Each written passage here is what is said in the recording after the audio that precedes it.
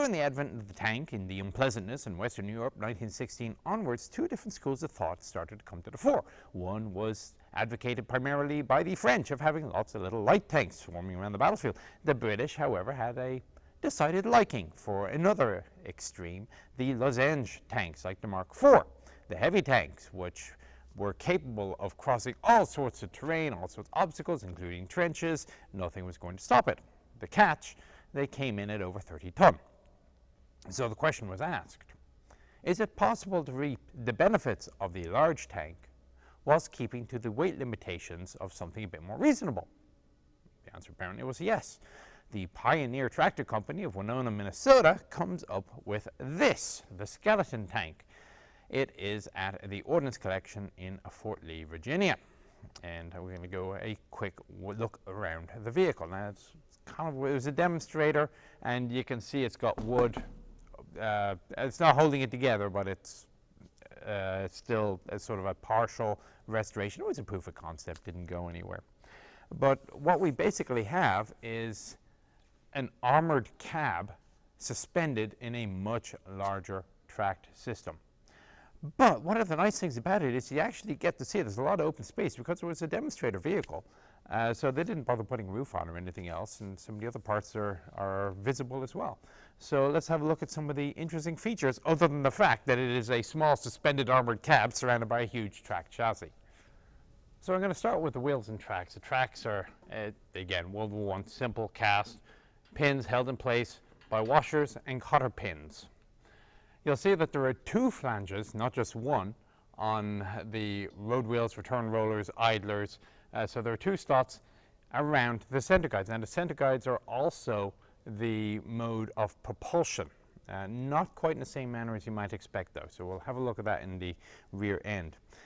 The wheels, you can see, are completely bolted in place. There's no suspension on this whatsoever, but it does retain the typical losange idea of having as little as possible actually in contact with hard surface, and then there is a gentle curve till you get to about here, and also on the back a little bit. So as the tank starts to sink a little bit more, you get a little bit more surface contact area to reduce the ground pressure. The advantage to having the tank basically balanced on only the center few wheels is that your length in contact with the ground compared to your width is reduced, and it makes the vehicle a lot easier to steer. And you will see that as a common feature on a lot of the World War I vehicles. The main structure, of course, is this steel tubing, and frankly, there's not very much interesting until you get to the back. Okay, so at the back we got two items of note. Firstly, the engine. One of them has been dismounted from the vehicle. I'll show you where it goes in a second. It's a 50 horsepower manufactured by Beaver, 4-cylinder, and well, the two of them together get 100 horsepower. Will get the tank, which is about 9 tons, running along at all of maybe 4 or 5 miles an hour. And then as you come further back, well, actually I'm going to skip over the box right quick and just talk very quickly. You see the return rollers here are not under any weight, and it seems that it's because the track is very highly tensioned. Now, as I'm looking around, I don't see any way of actually adjusting the tension on the vehicle, perhaps only because it was a developmental prototype and they didn't think it was important enough. But what would happen over time, if this thing drove long enough, the track would stretch and eventually would start sagging and rolling on the rollers. And then further back, you will be able to see how the drive sprocket meshes with the center guides of the, I call them center guides. They're not really center guides because they don't perform that function. That's what the flanges are for. They go into the slots. They really are just propulsion guides, I guess. And the sprocket wheel has a sort of a zigzag which meshes either forwards or backwards, depending on which way you're going, to provide the forward propulsion. Now this is where things get a little bit more interesting. So I think this is just a steering box, although some research says this is a gearbox. It's a little bit hard to tell because the inside is generally missing.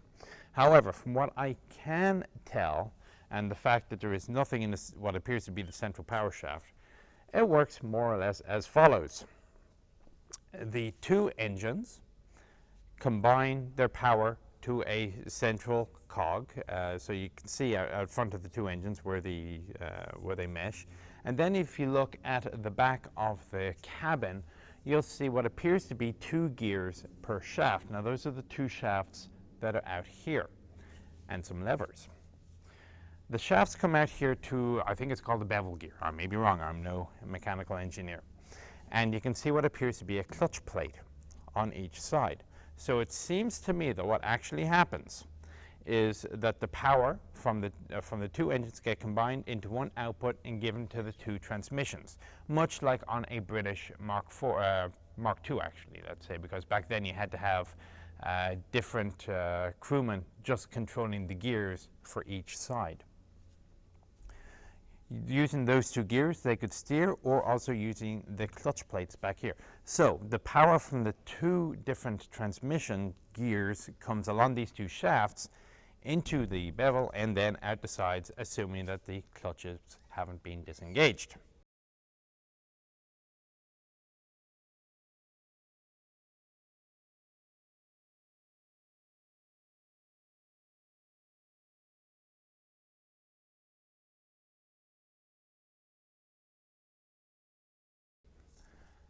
That is my guess. I can't find any research that says exactly what happens, and I am not a mechanical engineer. But using a little bit of logic, that's what So if you have a better answer as to how this thing is actually supposed to work, please put it in the comments below. So the driver's position apparently is back behind the 2 radiators, with the 2 long levers to go all the way forward to the gear area.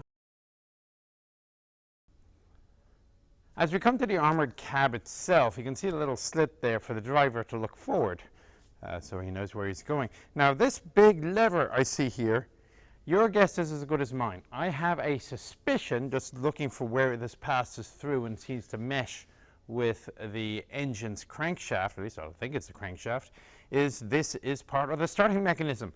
So you take the handle and you give it a good yank, as if you're turning the prop on an airplane. Again, any better ideas? Please, I'd be very curious to know, because I mean, I'm fascinated by the technology and the solutions that he come up with. That doesn't mean to say I know very much about the technology at the time. Up top, the observation tower or turret or whatever you want to call it. So one of the problems with this design is that, you know, there's all sorts of stuff that get in the way of your sponsons that you might otherwise have had, and they're all kind of heavy anyway. So you can see that the cylindrical cupola, maybe is probably even a better way of putting it, there's a simple platform there for somebody to stand on or sit on, and if you did want to have a machine gun or something up top, you'd probably put it on a ring mount on the top. But again, this was a proof of concept more than it was a combat vehicle. So I don't think they really got as far as trying to figure out where to put the guns. Well, that's it. There you go, the Spider tank. Short to the point.